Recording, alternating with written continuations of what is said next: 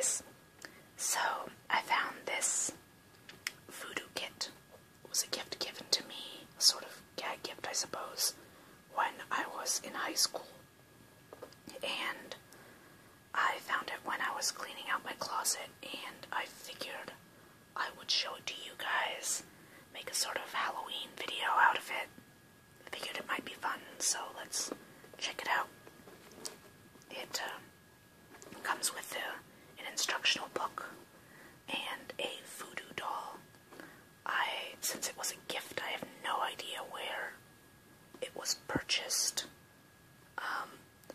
It looks like something you might be able to find at like a bookstore, but since I know absolutely nothing about this book, and I don't even know if it's fully serious because it's written in a very humorous way, but I figured it would be something to check out. So it comes with these pins, black pins and white pins. I believe black is when you want to do something bad to someone, and white is when you want to do something good to someone. Initially it did come with a lot more pins, but I think I may have lost most of them or something.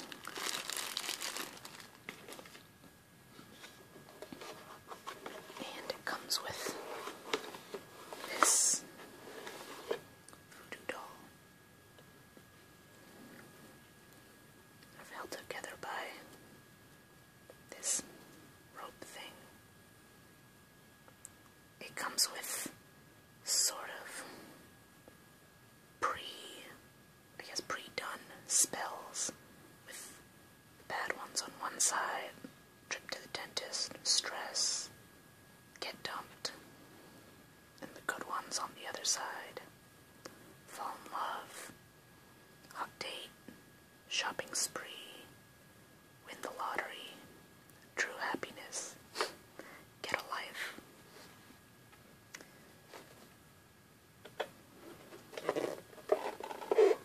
And of course, the Voodoo Handbook. There are a lot of really cool drawings in this, so I wanted to show you guys.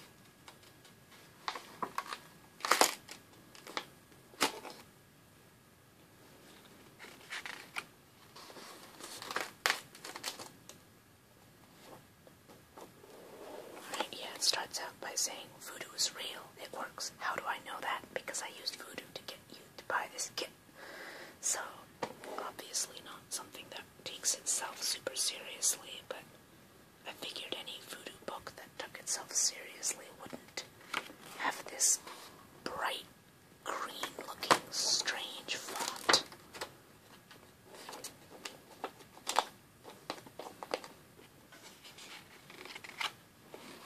So it sort of starts to go into the history of it. And then it stops partway through and says, oh yeah, I can tell that you're just going to skip past this part, so I'll finish the rest of the history later. And then it finishes the history at the end of the book. Before I had started this video, I just went through and read all of the history, so I figured I could give you a summary of it now, and then go into the actual voodoo later, so that it wouldn't feel so split up and, I guess, jerky. But voodoo comes from the word vodun, which means an invisible force. In the language Fawn, that's F-O-N, which is spoken in Benin, which is a small country in Africa between Togo and Nigeria. In Benin, it was thought that each family had their own sort of spirits, which which is what they called Voodoo. I don't know if I'm pronouncing that right, but anyway, and with the African slave trade, these people were brought from Benin to Haiti, which is the country that most people tend to associate with voodoo nowadays. In the 1900s, many places, including like the US, would try and spread Catholicism to Haiti, to Africa, to pretty much anywhere. And I found this kind of interesting, but in trying to spread Catholicism to Haiti, they ended up bringing voodoo back to the US. And they found it to be very strange, and it was used a lot in Hollywood, in pop culture, and in fact voodoo is where zombies come from, because initially it was thought that zombies were what happened when the undead or the dead sort of came back to life through the spells of a voodoo priest, and that the voodoo priest was sort of, controlling them, having them do his bidding. So that happened then, and even though voodoo doesn't seem to be as big in popular culture as it once was, like I know that it became really popular, like in the 90s, which is when this book was written, partly due to shows like Gilligan's Island, but even though voodoo has sort of phased itself out, zombies are still obviously, well, I guess alive isn't the right term, but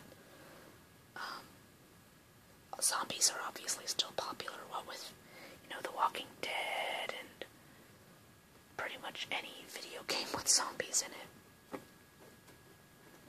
So, I found that interesting, and the rest of this book sort of splits, I guess, the steps of doing voodoo into chapters. So they decide that first you have to getting those who deserve to be gotten, picking your victim,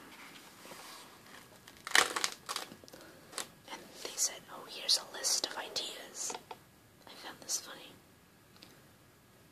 Tax auditors, the lady who brings her 4 kids aged 2 to 7 to an R-rated movie, the homecoming queen who still looks good at your high school reunion, blind umps and referees, the people in the Mentos commercials, your boss,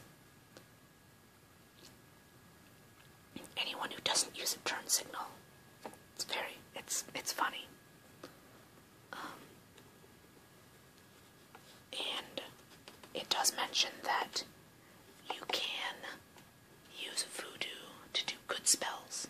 Like I showed on the doll, there are spells like fall in love, get married, have a good vacation, but that's usually not why people decide to use voodoo. People are usually more motivated to use voodoo by anger than they are by some sort of want to spread goodness in the world. So, and it does talk about things like punishment a lot, so degrees of punishment. They just talk about, the punishment should fit the crime. They have 3 lessons that they bring up. Lesson 1 is, let's make sure we're targeting the right people.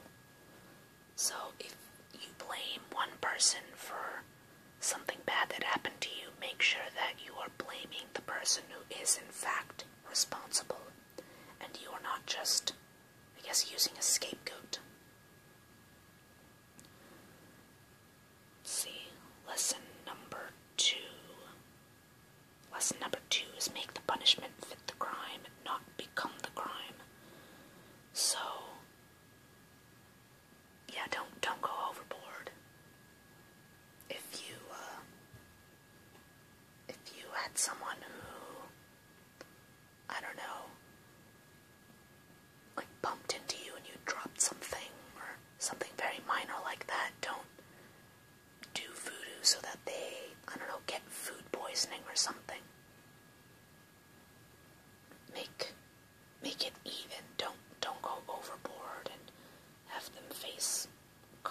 appearances that are rougher than their actions. And lesson 3, which he says needs no explanation, but I thought it just sounded like something funny that he added on, but said, don't ever use the modern American jury system as a model for justice, particularly if you're in California. And I found this kind of funny because, well, I do live in America, and regarding California, I mean, this was written in the 90s, and I know recently there were issues that were brought up with California's prison system and overcrowding and stuff like that. So I found it funny that he mentioned these things all the way back in the 90s, and they're still relevant, if not more relevant today. So I found it funny, especially considering that the justice system is something that I studied a bit of in college.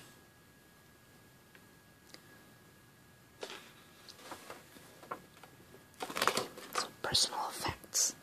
So that's the word that they use for the thing that you attach to the voodoo doll. So what he mentions here is that, like, if you just stick a bunch of pins in the voodoo doll, or just do things to the voodoo doll without attaching a personal effect to it, then there's no way to make sure that the spells you are performing happen to the targeted person. So you may stick a bunch of pins into, trying to get someone to, lose their job, and anything could happen, It may not be the person who you want that thing to happen to. It could be a good friend of yours instead loses his job, or, someone who lives on the other side of the world, someone who you don't even know. So what you are supposed to do is attach something that is connected to that person. So his recommendation is that you use hair, hair is relatively easy. You can sort of just tie it around the pin, and it's easy to, I guess, pick up without seeming creepy, I guess. Either use hair or cut off a little bit of their clothing or something like that. And, or like, sample of their handwriting, whatever it is that, specifically that person. But he does bring up that it's not exact, so hair is a little bit more exact because it's, an organic personal effect, whereas with clothing you don't know. It could be, someone else, or someone borrowed this guy's shirt and they end up getting the brunt of it. Which, I'm not going to go into this too much, I guess, but I find it sort of funny. It seems like a way of the author saying that, hey, this isn't always going to work, but a way of saying the reason why it might not work isn't because voodoo is flawed. It's because, it just worked on someone else, Instead of targeting the person whose shirt you used, it targeted the person who made the shirt or something like that. So, I don't know. I find little loopholes like that kind of funny. So it talks about attaching these personal effects to your doll, which, I mean, it comes with the pins. So that's basically the easiest way to do so.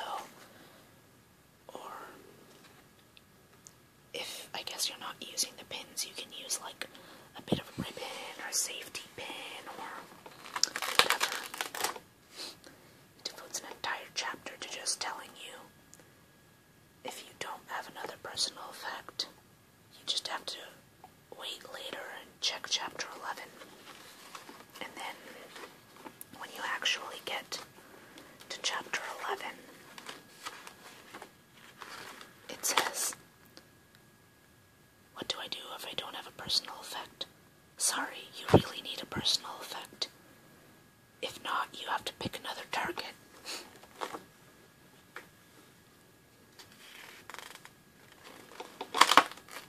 So, beginner voodoo spells, he sort of talks about sort of playground taunts.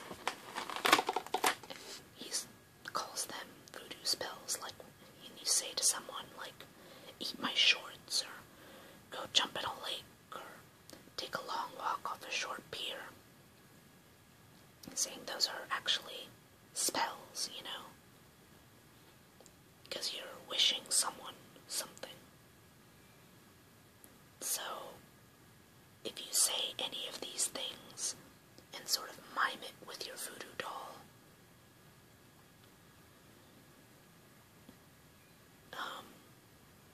then they are supposed to, like, happen. So another one that he mentioned is, an early childhood taunt was baby, baby, stick your head in gravy. And he gave an example of, let's say that some waitress just spilled your food all over you and you want to get back at them. So if you can get a bit of their hair, like say a bit of their hair ended up in your food or something, then you can attach it to your voodoo doll and tie it around the neck and then press down gently on the back while saying, baby, baby, stick your head in gravy. And that waitress will find themselves with their face in a vat of turkey sauce.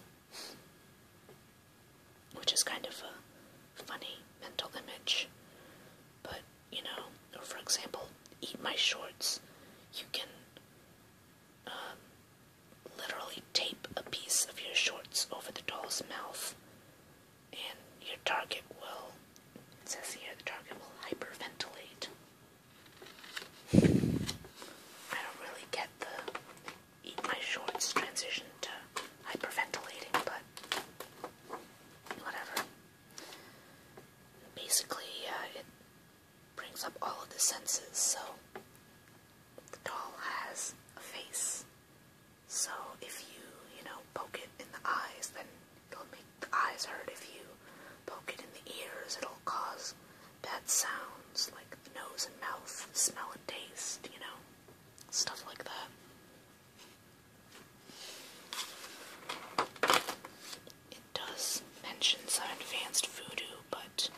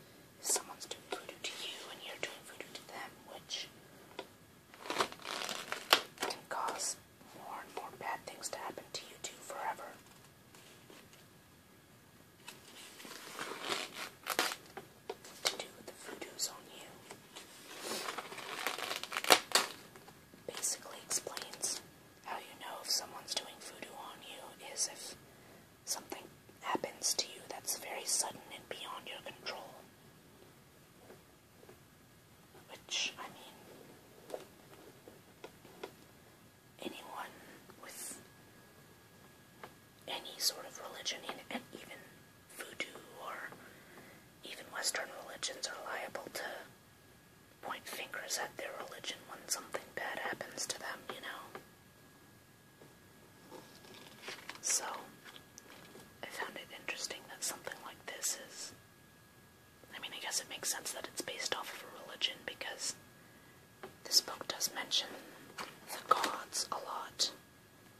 You see things like, oh, well, this, you know, the gods have a sense of humor, or the gods will grant this wish for you, so it's funny that to them voodoo was more or less like prayer, just a different way of going about it. Mentions voodoo abuse and voodoo anonymous, and like this bit kind of makes me think that maybe it wasn't entirely made seriously, that maybe it was just made to, you know, just because it's fun and because it's funny. And it does have this funny little story, though, that the writer says that one day when I was watching a baseball game, I got angry at a bumbling ball player. I took out an autographed baseball card, pinned it to my voodoo doll, and hid it over my backyard fence. It felt great until the next day when I saw Max Zuckman, the kid who sold me the card. He was very dizzy and had a big bruise on his forehead.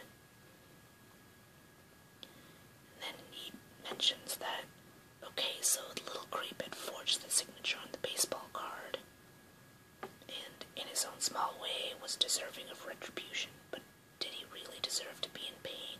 No, not really. I think that story is kind of cute. This is where it mentions the second half of the history bit, which I told you before, regarding the Catholicism bringing voodoo to the Western world. It sort of finishes talking about this. It mentions zombies, and then it has a sort of glossary, and that's it.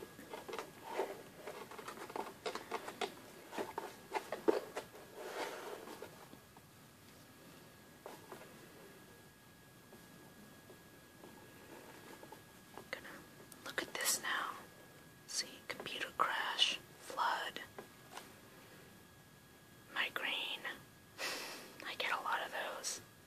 Maybe it's voodoo. Cobalt, tax audit, get dumped, lose money, food poisoning, no sex, bad hair day, visit from in-laws, lose job, paranoia, flat tire, bad breath, gain weight, hell job, trip to the dentist, stress. See, I would think that these would all be, when they're related to body parts, would be on that part of the body.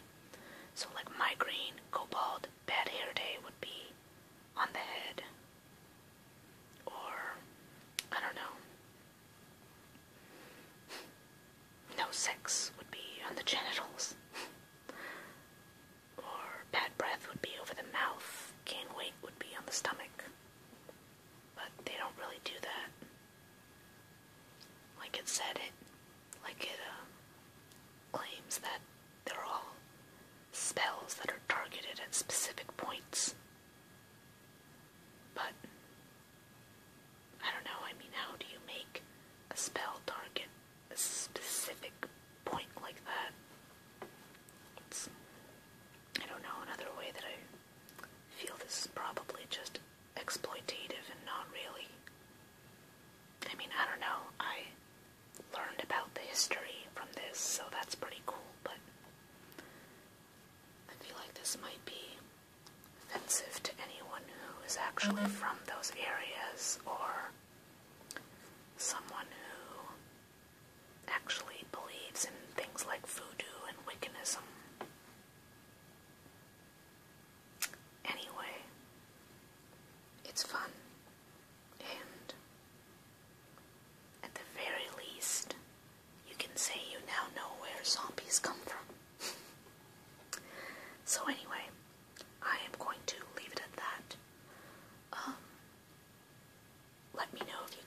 see more of these informational videos, I have a video on how to make Indian tea in the works. So there's that. I have been looking through my bookshelf trying to find more books that you guys are interested in. I've been looking through poetry as well. But yeah, that's it. I'll try to upload the Indian tea video within the next couple days, and